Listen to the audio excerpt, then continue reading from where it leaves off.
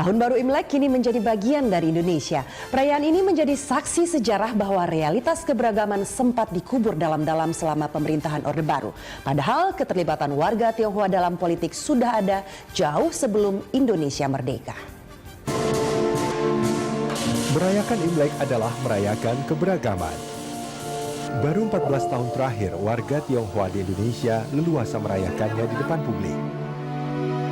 Selama Orde Baru, tradisi merayakan Tahun Baru Imlek menjadi barang haram. Soeharto melalui instruksinya nomor 14 tahun 1967 melarang segala hal yang berbau Tionghoa. Kegiatan keagamaan, kepercayaan, hingga adat istiadat dilarang dipertontonkan di depan umum. Diskriminasi ini berbuah beberapa ledakan kecil gesekan sara yang memuncak pada peristiwa kerusuhan Mei 98. 98 waktu itu kan ada banyak kejadian yang membuat mungkin warga Tionghoa mengalami trauma. Itu kan juga dari sejarah yang panjang ketika sebelumnya misalnya warga Tionghoa lebih banyak aktif di bidang ekonomi, sementara di bidang politik relatif jauh lebih terbatas semasa Orde Baru. Itu membuahkan hasil. Setelah reformasi, Presiden keempat Indonesia Abdurrahman Wahid lewat keputusannya nomor 6 tahun 2000 mencabut impres yang meminggirkan warga Tionghoa di segala bidang. Lalu menyatakan Imlek sebagai hari libur bagi mereka yang merayakannya.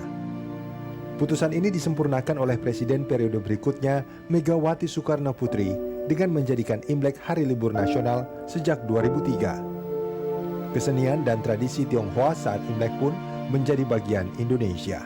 Luka itu pelan-pelan hilang gitu karena berjalannya waktu dan kemudian juga karena dibuka ruang partisipasi yang lain. Dan kalau kita lihat sebetulnya dari sejak masa reformasi misalnya selalu ada menteri yang keturunan Tionghoa. Waktu zaman Bu Mega ada Pak Kwi Kian Gi, di zaman SBY ada Ibu Mari Pangestu yang mewakili kurang lebih ada personifikasi. Sejarah terkuburnya Imlek selama pemerintahan Orde Baru menyiratkan pelajaran yang mahal. Kira mungkin juga sejak 98 kita harus punya perspektif baru ya. Artinya bahwa Indonesia ini bukan soal minoritas atau mayoritas. Tapi Indonesia ini kalau pinjem bahasanya Soekarno dulu, dari semua untuk semua. Gitu. Artinya siapapun gitu, negara wajib melindungi.